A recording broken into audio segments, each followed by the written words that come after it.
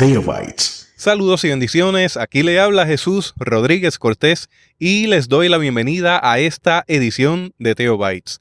Busque su taza de café porque vamos a hablar sobre interculturalidad como herramienta de diálogo. Aquí continúa la doctora Agustina Luis Núñez tratando este tema como parte de la clase de Teología e Historia 4. Como le mencioné en el episodio anterior, este tema tiende a causar un poco de incomodidad, así que le invito a que lo trabaje con mucho respeto, que lo considere, reflexione al respecto y tome sus decisiones. Disfrute de esta conversación. Teotecnología.com presenta Teobytes. El tema de hoy es interculturalidad. Vamos a repasar un poquito lo que hemos hablado hasta este momento en clase. Hemos dicho que nuestras teologías son producciones culturales. No hay duda de eso. Son producciones históricamente condicionadas, que la teología es una actividad eminentemente humana, es el ser humano hablando de Dios, es el ser humano reflexionando sobre lo divino, sobre el otro ser humano, sobre la creación. Así que es una acción puramente humana de algo que está fuera de nuestro alcance, ¿verdad? Que tenemos que hablar siempre de teologías en plural, porque cada comunidad tiene el derecho de reflexionar su fe desde su propia realidad cultural. Que hemos planteado también la transformación intercultural de la teología, como hemos visto cómo en unos lugares una reflexión no hace sentido en otros lugares.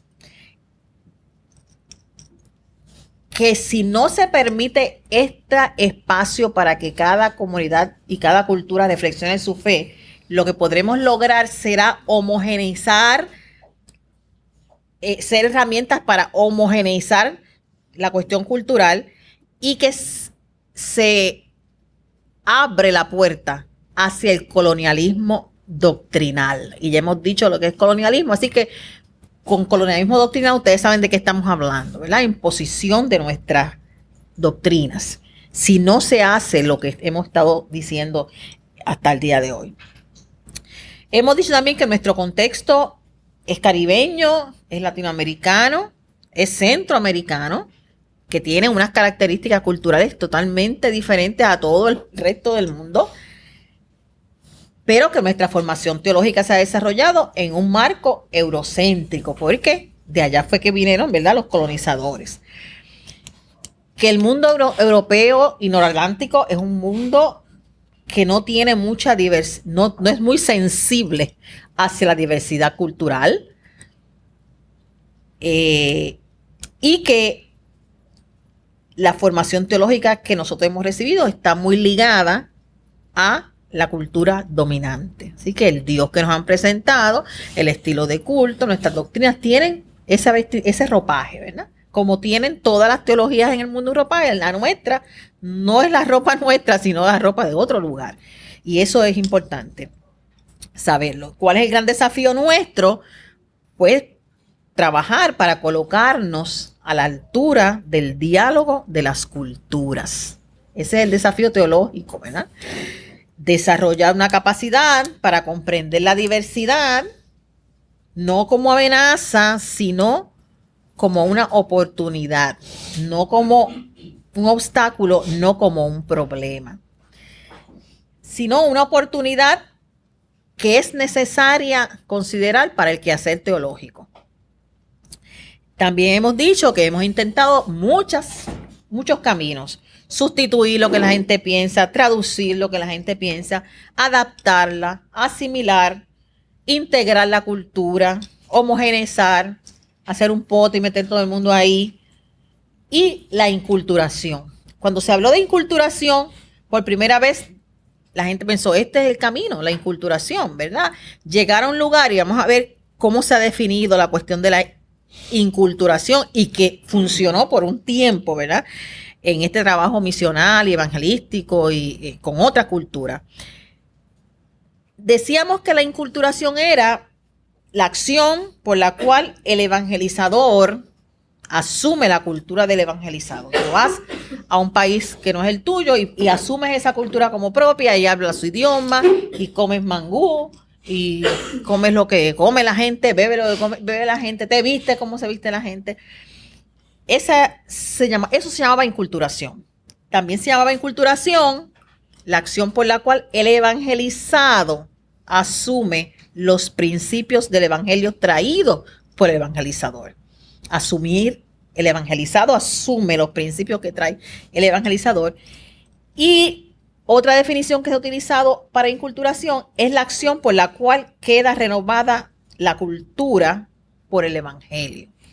Así que por un momento estos caminos parecieron metodologías factibles para poder establecer ese diálogo con otras culturas.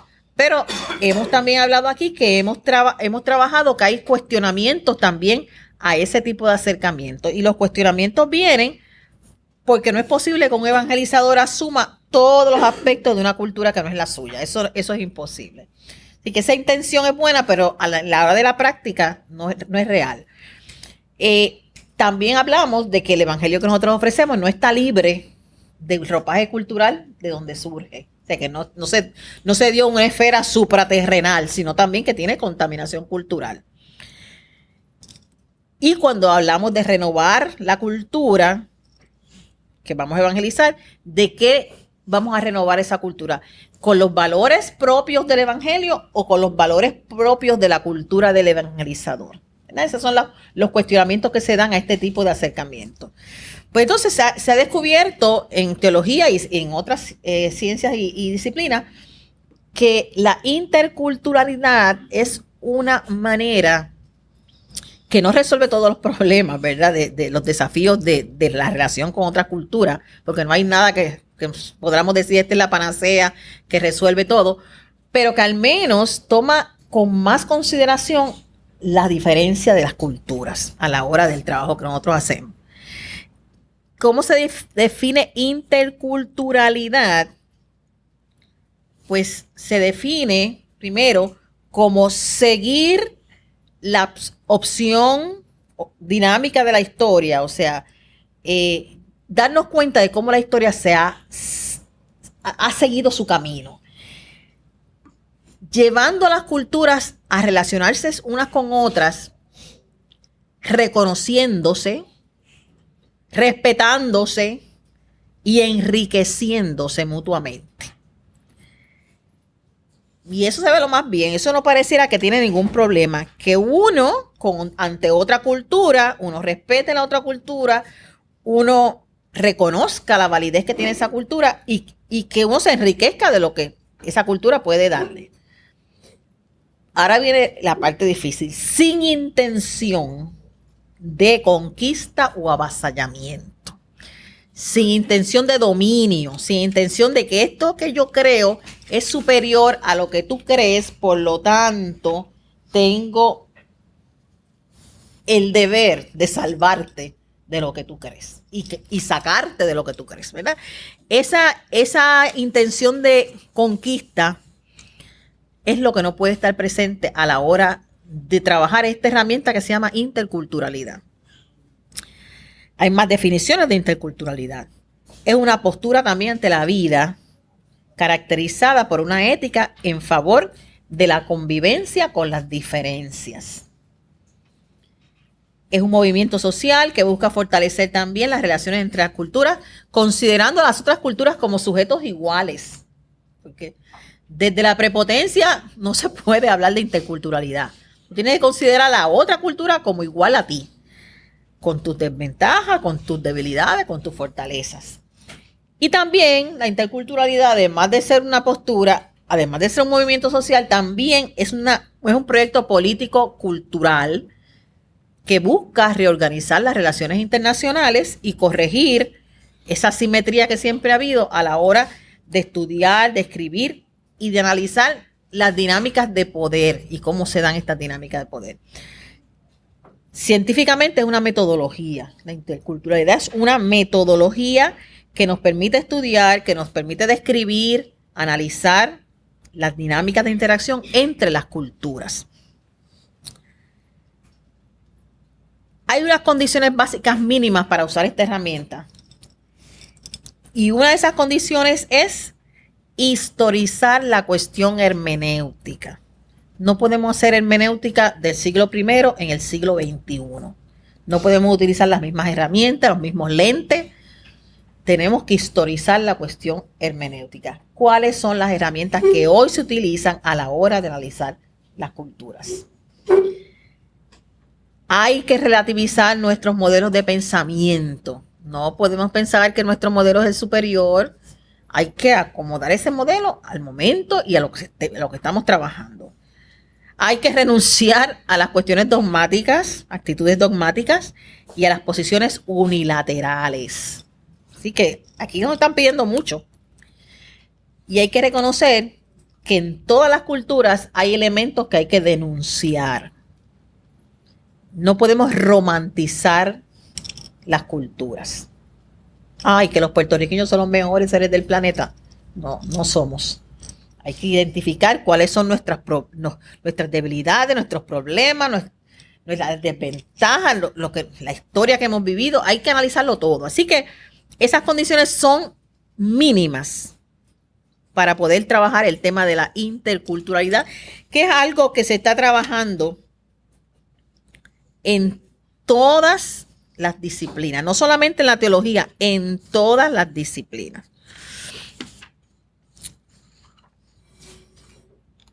¿Cuáles son las consecuencias de este trabajo para nuestra teología, que es lo que nos interesa a nosotros?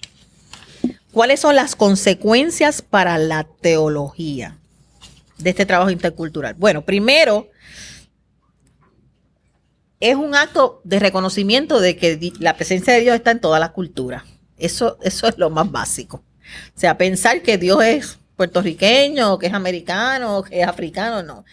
Dios está presente en todas las culturas, en las que hoy tenemos presente, en las que hace miles y miles de años existieron sobre esta tierra. Dios siempre ha estado presente. Y a partir de esa presencia, entonces empezamos a ver las cosas de una manera diferente, ¿verdad? Colocarnos, si sabemos que Dios está presente en las culturas, en todas las culturas, entonces nosotros tenemos que colocarnos con respeto ante esa cultura. Tenemos que reconocer el valor de sus propias verdades. Cada cultura tiene sus verdades y hay que reconocer ese valor. Hay que reconocer la dignidad de esa cultura, el derecho a lo que ya construyó esa cultura en un proceso histórico valioso, no puede ser destruido por nuestra evangelización. La evangelización no puede ir a destruir un proceso que ha vivido esa cultura antiquísima, milenariamente. Los orientales han tenido la manera de cómo convivir en paz y en justicia, y no vamos a llegar nosotros, no, esa no es la manera. Por más milenario que sea su manera, lo que propone el evangelio es esto, y esta es la manera de vivir la paz. Pues eso no se puede hacer cuando uno utiliza la herramienta de la interculturalidad, porque eso es aplastar y desvirtuar y minimizar unos valores que han sido trabajados por toda la vida y que tienen más peso histórico que nosotros, que llegamos al otro día. Así que, primero es una consecuencia para la teología, reconocer eso, que Dios está ahí. Dios está presente en todas las culturas. Segundo, es una confesión de la limitación de nuestras propias estructuras. Si frente a lo que nosotros le ofrecemos a la gente, frente al mensaje del evangelio, la otra cultura no reacciona, no le dice nada, lo que nosotros pensamos o decimos, o fue que no entendió lo que nosotros quisimos llevarlo, o lo entendió y no le vio ningún valor para su cultura, que eso puede pasar también, o nuestra mala conducta neutraliza ese convencimiento que se puede dar en la otra cultura, porque también eso es importante. Hay culturas que lo que tú le dices no es lo que importa, sino lo que tú haces, ¿verdad? Y eso es bien importante a la hora de evangelización. Así que, o que también, si no reacciona ante el mensaje que usted le lleva a una cultura, puede ser que necesita más tiempo para asimilarlo, o es que todo el mundo tiene que creer de hoy para mañana. No, la fe es un proceso, la conversión es un proceso. Así que todas son posibilidades ante lo que nosotros decimos que no responde una cultura al mensaje. Es un largo proceso. Y si hay un largo proceso, entonces necesitamos también un largo acompañamiento. Sí, que la evangelización no es ir a predicar en una esquina con un micrófono y que allá la gente se convierta o que vengan y que se conviertan. La evangelización es un largo proceso también de acompañamiento. Un proceso de acompañamiento que muchas veces nosotros no lo llamamos así en la iglesia. No llamamos a este proceso de evangelización acompañamiento. Pensamos que es de hoy para mañana. La persona tiene que ir, levantar su mano, convertirse y ir a la iglesia, asumir todas las doctrinas de la iglesia, etc. La prisa occidental muestra que nosotros siempre tenemos prisa, lo queremos todo, ¿verdad? Rápido. Esa prisa no es buena consejera a la hora de la evangelización. Esa es una característica nuestra de Occidente que tenemos que trabajar con ella. La prisa. Ansiedad esa de que ver resultados inmediatos, numéricos, casi siempre los resultados que queremos ver los contabilizamos como contamos los billetes. Bueno, venimos de un mundo capitalista. ¿Qué vamos a hacer? Pues tenemos que corregir eso. Tenemos que corregir eso. Así que como todo tiene que ser rápido, entramos atropellando las culturas, entramos atacando procesos históricos valiosos que han costado toda una historia y respetando los valores del otro o de la otra persona. Así que a veces abandonamos las culturas que no se convierten porque no reaccionan a nuestro mensaje, y es que hemos cometido tantos errores en el proceso que por eso es imposible que las otras culturas puedan escuchar el mensaje. Otra cosa importante es que la interculturalidad nos ayuda a reconocer que Dios siempre busca caminos de salvación para los seres humanos. Que no se parecen todos los caminos de salvación, no se parecen. Dios es bastante innovador. Dios no tiene por qué seguir el modelo suyo de 1, 2, 3, 4 y 5. Dios puede salvar como Él quiera salvar.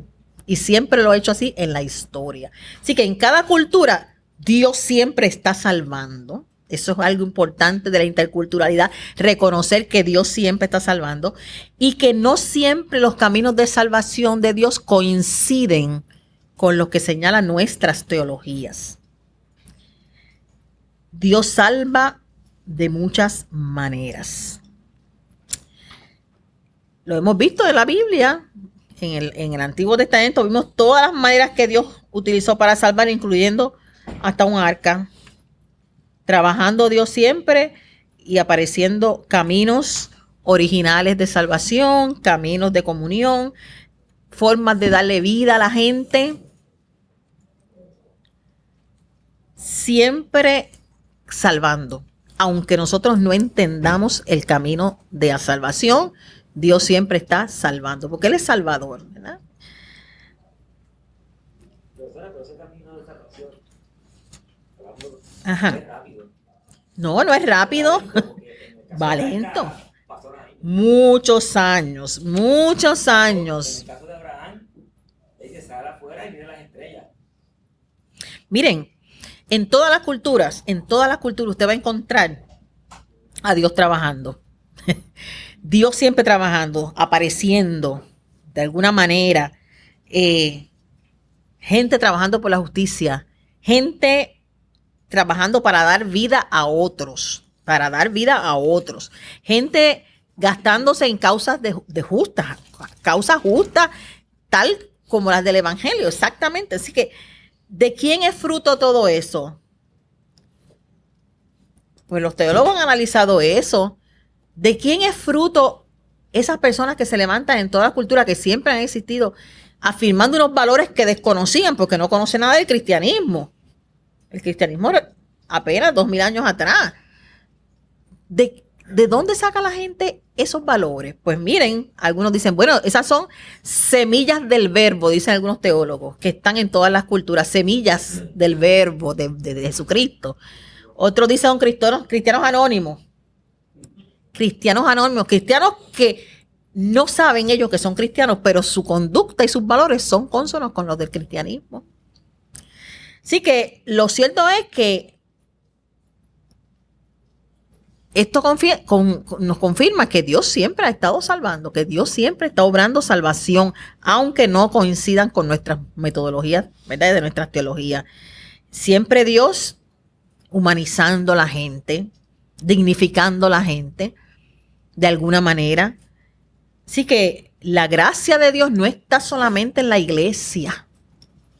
La gracia de Dios la ha repartido por el mundo. A nosotros nos tocó un canto de esa gracia, qué bueno, la iglesia de Él. Pero la gracia de Dios está repartida por el mundo. Otra cosa que nos ayuda la interculturalidad es a repensar a Jesús como mediador de la salvación. Y aquí sí que la cosa se pone difícil. Porque hay un solo camino, ¿verdad? Pero si uno entiende que Jesucristo es el paradigma, ¿verdad? Es lo máximo que nosotros hemos conocido de esa voluntad de Dios para el ser humano. Si la presencia de Jesucristo en el mundo es entendida como lo que hace Dios para ratificarnos, para convencernos de que todos esos procesos que se dieron antes de Jesucristo, cónsonos con lo que Jesucristo hizo, estaban cimentados en la misma justicia que Dios le agrada. Y eran mediación que humanizaba. Pues entonces nos damos cuenta que Jesús no es el principio de la historia, que Jesús no es el principio del amor, ni de la justicia, ni de la ética. Es más, que Jesús lo que nos ayuda es a comprender el amor, comprender la justicia y comprender la ética que ya existían en el mundo antes de que Jesús viniera. ¿Sabe? Antes de que Jesús viniera, la gente actuaba con modelos de justicia, amaba a otra gente. La Biblia está llena de gente que amó y que hizo lo que tenía que hacer antes de que Jesús apareciera en escenario. Así que, si Jesús vino para que nosotros tuviéramos el máximo modelo de ese amor y esa justicia de Dios, pues quiere decir que lo que hace Dios con Jesucristo es ratificar los caminos que Él quiere para el ser humano. Jesucristo es el paradigma por excelencia de esa nueva manera de ser humano, de esa manera de ser cónsono con la voluntad de Dios. Ese es Jesucristo. Ratifica. ¿Por qué Jesús fue ajusticiado? ¿Por qué tuvo que ir allá al atroz castigo sociopolítico de la crucifixión? Pues precisamente porque Él empezó a decir que el judaísmo no era el único camino de salvación.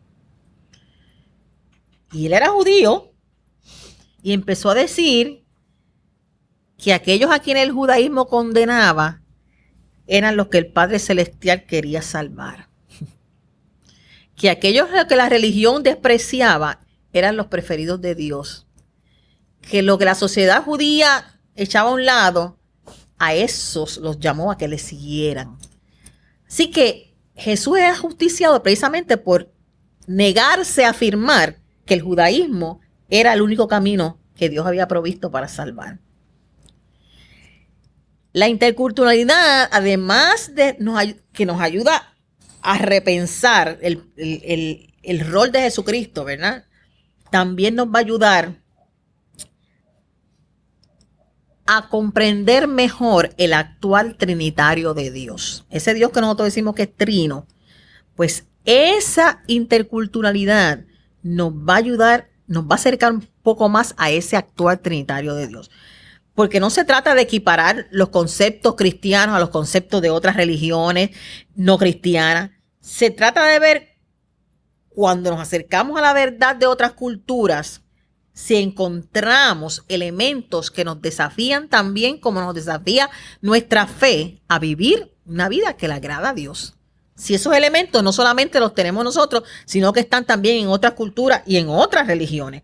Así que las culturas a lo largo de la historia han ido trabajando esos mismos valores y nosotros podemos, para dialogar con esas culturas, no estamos diciendo que nadie va a cambiar de lo que cree, estamos diciendo que caminos de diálogo con otras culturas, podemos identificar esos valores que ellos han estado afirmando milenariamente y que son cónsonos con lo que afirmamos desde el cristianismo.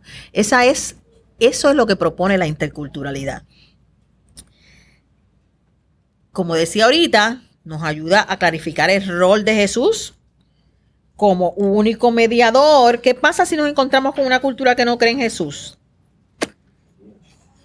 Pues decimos, bueno, pues entonces no vamos a ningún sitio porque solamente en Jesucristo hay salvación. Eso es lo que nosotros, ¿verdad?, predicamos.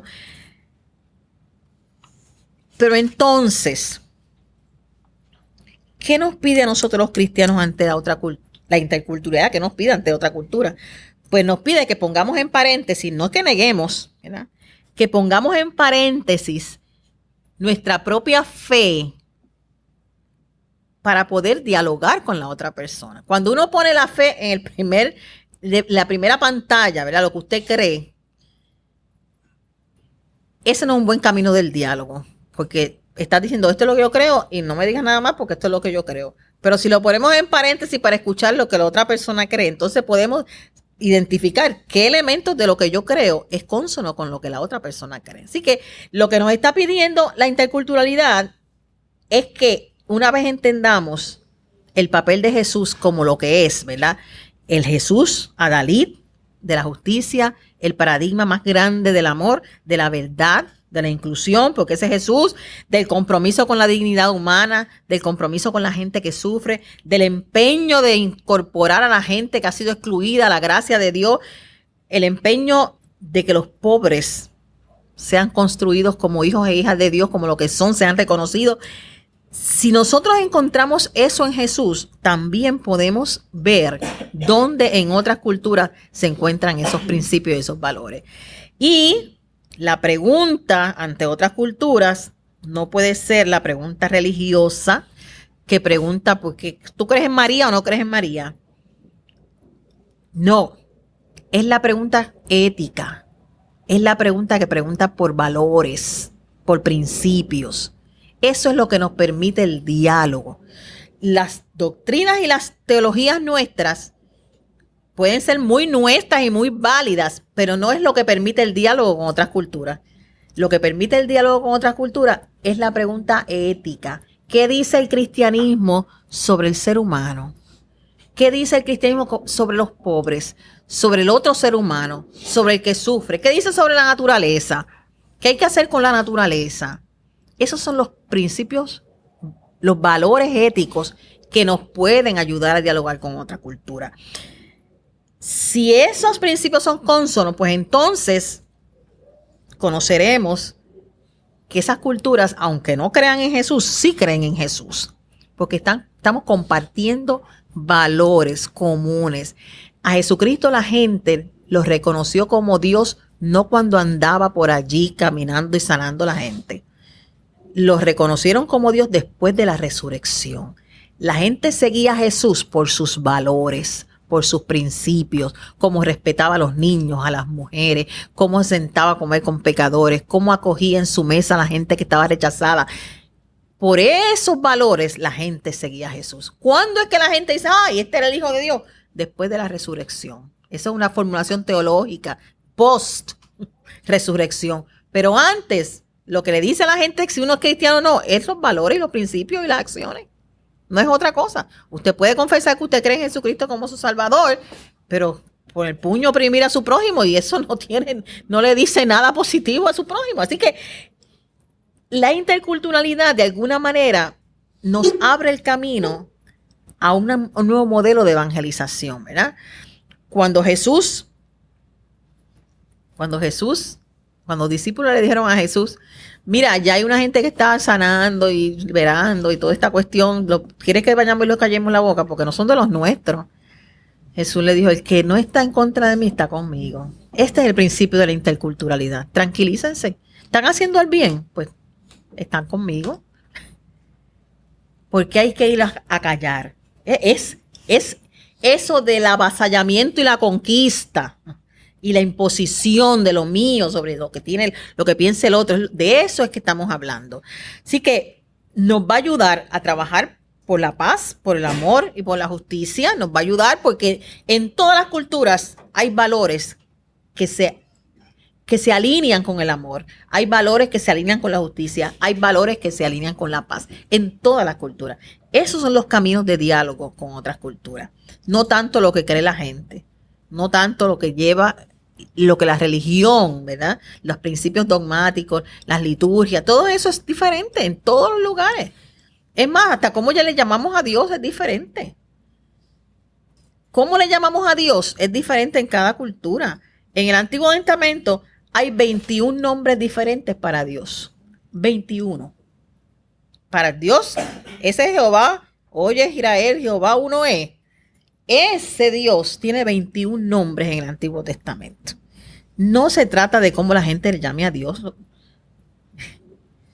Es lo que representa ese a quien llaman Dios. ¿Cuáles son los valores y los principios que hay detrás de ese a quien le llamamos Dios? De ese a quien invocamos como Dios. De ese que le decimos Señor, que le decimos Salvador. ¿Cuáles son los valores que representa?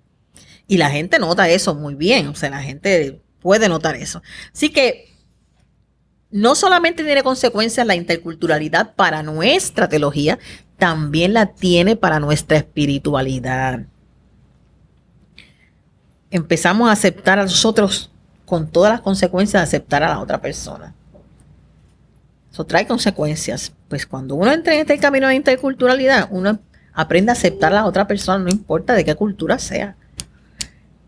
Aprende a ofrecer a otros nuestros propios dones, sin preguntarle quién es, ni para dónde va, ni de dónde viene, ni qué es lo que cree. Nos ayuda a convencernos de que todos cabemos en el corazón de Dios, todos y todas, ¿verdad? Nos ayuda a reinterpretar nuestro carácter misionero, nos ayuda a creer de una nueva manera. ¿Qué propone la interculturalidad? Pues propone, no es una receta, ¿verdad? No es un producto acabado, como les dije ahorita. Es un proceso de deliberación crítica, que siempre está abierto a cambios, que al interactuar con otros lenguajes en otros lugares, busca la contracción de realidades diferentes. ¿Cómo podemos relacionarnos? ¿Cómo podemos entendernos? Propone reemplazar los paradigmas, porque nosotros tenemos modelos, métodos, metas a través de las cuales realizamos lo que hacemos. Pues la interculturalidad propone revisar esos paradigmas y cambiarlos. Del paradigma de la dominación, aquí estamos y imponemos, por el paradigma de la justicia. ¿Qué es lo justo? El paradigma de la subordinación por el paradigma de la dignidad humana. Cambiar el paradigma del mercado que está metido en nuestras iglesias por el de la comunidad incluyente. Cambiar el paradigma de la religión que domestica a la gente, que las pacifica, que no les permite pensar, por el de la religión transformadora. Cambiar el paradigma del cristianismo absolutista por el cristianismo que dialoga. Cambiar el paradigma monocultural, que hay una sola cultura de interpretación, por el paradigma ético-político de interpretación. Así que, para concluir, esta propuesta de la interculturalidad, primero, nos ayuda a ser sensibles a las culturas de los pueblos marginales. Y eso es estar con los pequeños, como dice el Evangelio. El diálogo intercultural e interreligioso, porque van tomados de la mano, no exige renuncia de lo que uno cree, lo que exige es respeto ante lo que los demás creen. Como cristianos y cristianas debemos confesar humildemente que nos hemos equivocado muchas veces con nuestras prácticas misioneras. Así que la encarnación de Dios por medio de Jesús, es un proceso que se va dando. Dios sigue encarnándose de alguna manera en el mundo, aunque nosotros no entendamos todas las maneras, pero esa encarnación se va dando en todas las culturas, poco a poco, en todo el mundo y en todos los pueblos. Pensar que somos el único pueblo cristiano es muy presuntuoso y muy arrogante. Dios está haciendo su trabajo. Menos mal que no siempre nos utiliza a nosotros, ¿verdad? Utiliza a quien quiere utilizar y como lo quiera hacer, ¿verdad? Y está utilizando a la gente dentro de su propia cultura, porque Dios respeta las culturas. Por eso se encarna, por eso se mete en la vida humana. Si no nos hubiese homogenizado así en el acto. Todos son iguales, todos son ángeles, todos son puertorriqueños, todos son franceses. No, Jesucristo se encarnó. En cada cultura la palabra tiene la capacidad de encarnarse. Quienes impedimos esa encarnación, que se ocurre el milagro de la encarnación, somos nosotros los seres humanos. Para ayudar de alguna manera y no entorpecer el trabajo evangelizador o misionero, tenemos que empezar a trabajar un poco más este tema de la interculturalidad. Es lo único que nos lleva a establecer puentes, a establecer diálogo y a lograr, ¿verdad?, las metas de la evangelización, que no tienen que ver ni con números, ni con miembros, ni con adherentes. Tiene que ver con gente que se convenza de quién es Dios, del amor de Dios para con la gente, y se comprometan con la causa de Jesucristo, que no es otra cosa que el reino de Dios y su justicia. Le invito a compartir este episodio con otras personas que usted sabe le será de gran bendición este tema, como lo fue para su vida y para la mía. Hasta aquí esta edición de Theobites. Gracias por darnos el privilegio de llegar hasta ustedes a través de las redes informáticas. Será hasta el próximo episodio. Que la paz y la gracia de nuestro Señor Jesucristo sea con ustedes.